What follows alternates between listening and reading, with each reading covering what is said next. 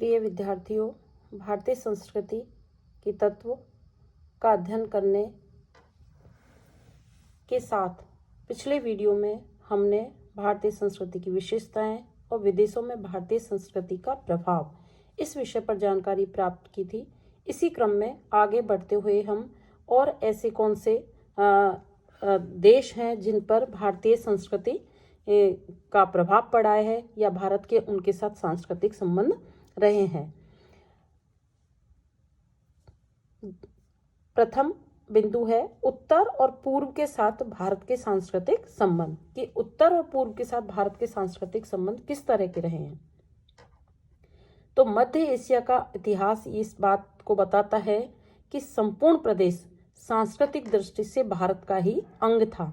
इस क्षेत्र में कुचार, यारकंद, कारा शहर, खेतान भारतीय सभ्यता और बौद्ध धर्म के विख्यात केंद्र थे।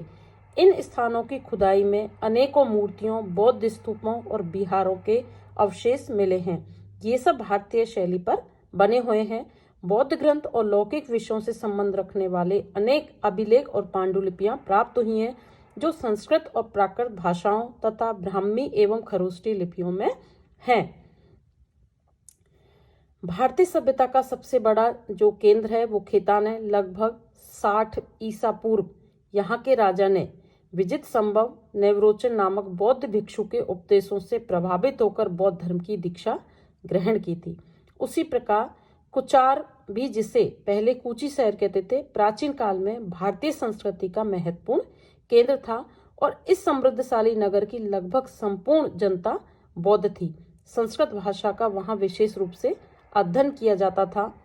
कारा शहर की बात करें तो वो भी भारतीयों की महत्वपूर्ण बस्ती थी, जिसे उस युग में अन्य देश कहते थे।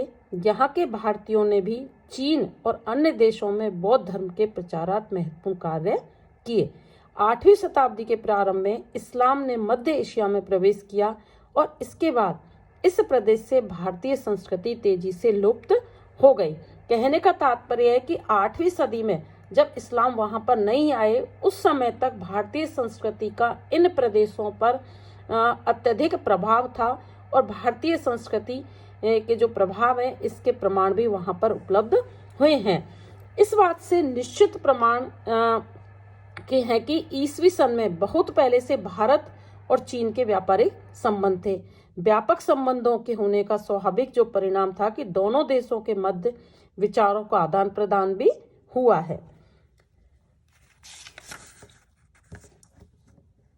सम्राट बौद्ध ने जब बौद्ध धर्म की दीक्षा ग्रहण की थी तो दोनों भिक्षुओं ने चीनी भाषा सीखकर अनेक बौद्ध ग्रंथों का चीनी भाषा में अनुवाद किया।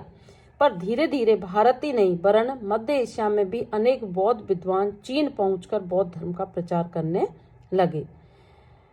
इस प्रकार चीन में जो बौद्ध धर्म है उसका व्यापक प्रचार हुआ। यदि 5वीं शताब्दी के आरंभ में कुमारजीव नामक महान एक बौद्ध विद्वान ने चीन पहुंचकर बौद्ध धर्म का अत्यधिक प्रचार किया और वहां पर कुमारायण स्वयं एक धार्मिक वृत्ति का था और अपनी विद्वता और धार्मिकता के कारण उसने राजगुरु का पद भी उसको प्रदान किया गया।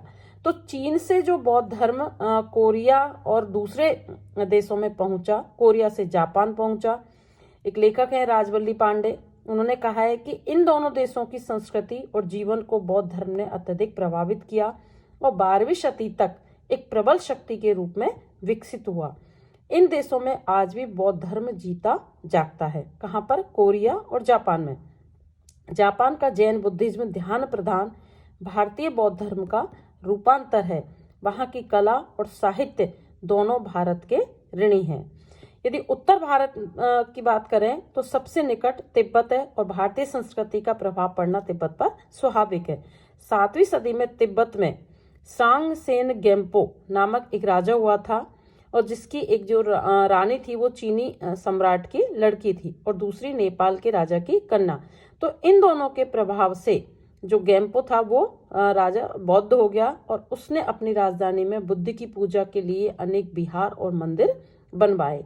इतना ही नहीं, उसने तिब्बत में संस्कृत भाषा के प्रचार को भी प्रोत्साहन किया और भारतीय वर्णमाला तथा लिपि को अपनाया।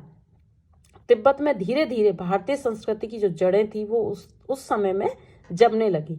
यदि 8वीं शताब्दी से तिब्बती नरेशों ने भारतीय राजाओं को अपने यहाँ आमंत्रित करना फिर शुरू कर दिया था, और उसी समय इस शताब्दी में नालंदा महाविहार के कुलपति को तिब्बत बुलाया गया और तिब्बत में लामा प्रथा में परिवर्तन किया गया। बौद्ध धर्म के संगठन का जो महान कार्य था वो वहां पर किया गया।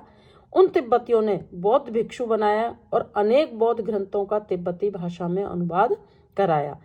तो इन जो तिब्बत आदि जो ये देश थे, इन सभी पर भारतीय संस्कृति का जो प्रभाव है वो आज भी पूर्ण रूप से दिखाई पड़ता है। अगला बिंदु है हमारा कि अफगानिस्तान और भारत में भारतीय संस्कृति का कैसा स्वरूप रहा है। कि भौगोलिक दृष्टि से हिंद कुश के दक्षिण का प्रदेश यानी कि अफगानिस्तान और भारत का भाग वो माना जाता है। प्राचीन काल से भारतीय सभ्यता वहां प्रचलित थी। भारत का निकट पड़ोसी फारस, वहां भी भारत की सांस्कृतिक धाराएं पहुंची थी। और उस समय फाहियान और हेनसांग जब भारत में आए तो उस समय अफगानिस्तान में बौद्ध धर्म का प्रचार था।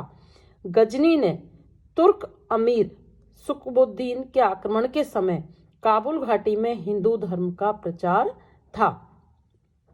तो इन इस्लामी जो आक्रमण हुए, इन देशों में भारतीय धर्म और संस्कृति का जो प्रभाव था वो इन इस्लामी आक्रमणों के कारण धीरे धीरे समाप्त हो गया। अफगानिस्तान में जो खनन कार्य हुआ है उससे बहुत से स्तूप, विहार और मूर्तियां निकली हैं, जिनसे ये सिद्ध होता है कि अरब और तुर्क के आक्रमण से पहले सारा अफगानिस्तान जनता और संस्कृति की दृष्टि से पूरा भारतीय था। देखो ये बिल्कुल स्पष्ट हो चुका है कि इस्लामिक जब यहाँ नहीं आए थे तो उससे पहले इन सभी जगहों पर भारतीय सभ्यता और संस्कृति का पूरा प्रचार प्रसार था और भारतीय सभ्यता संस्कृति का प्रभाव था। इस चीज के यहाँ पर प्रमाण मिल चुके हैं।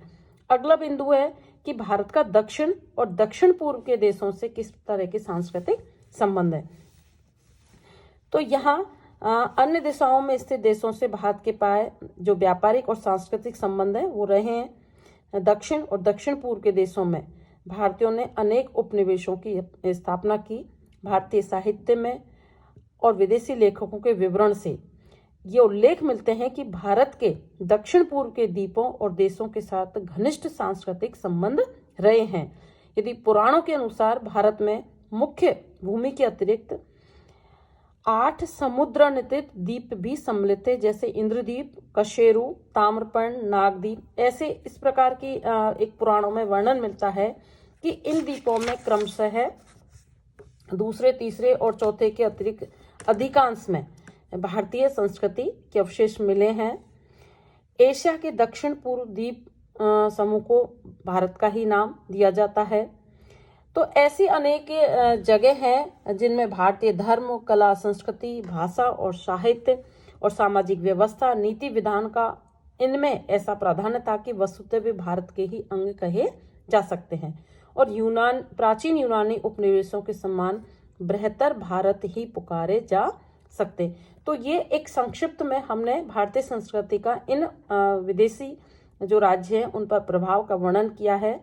तो इससे स्पष्ट हो जाता है कि 1500 वर्षों तक दक्षिण पूर्वी एशिया भारतीय सभ्यता संस्कृति का गढ़ बना रहा है। भारतीय धर्म, साहित्य और कला ने इस विशाल भूखंड के निवासियों को अपनी निधि प्रदान की है, उनके जीवन को उन्नत और गौरवपूर्ण बनाया है।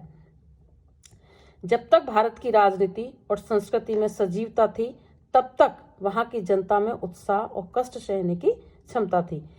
और इस तरह और भी इसके डिटेल में न जाते हुए ये लगभग क्लियर हो जाता है कि जितने भी जो हमारे पड़ोसी राज्य थे उन सभी पर भारतीय सभ्यता और संस्कृति का प्रभाव रहा है। लेकिन ये भी एक स्पष्ट है कि भारतीय राज्यों के विघटन और भारत में इस्लामी सत्ता स्थापित होने के बाद इन सभी जो अरब देश थे और जो पड़ोसी थे उन्होंने धर्म प्रचार और जो विजय का अपना एक ताना बाना बुना, उससे धीरे धीरे भारतीय संस्कृति का इन क्षेत्रों में ह्रास होता चला गया। और लेकिन भारतीय संस्कृति का प्रभाव रहा है, इसके चिन्ह पाए गए हैं और वहाँ के जनजीवन पर भारतीय संस्कृति की छाप रही है, ये प्रमाणित हो चुका है। तो इस तरह हम ये कह सकते हैं कि भारतीय संस्कृति का इन सभी विदेशों पर अपना प्रभाव रहा है। धन्यवाद।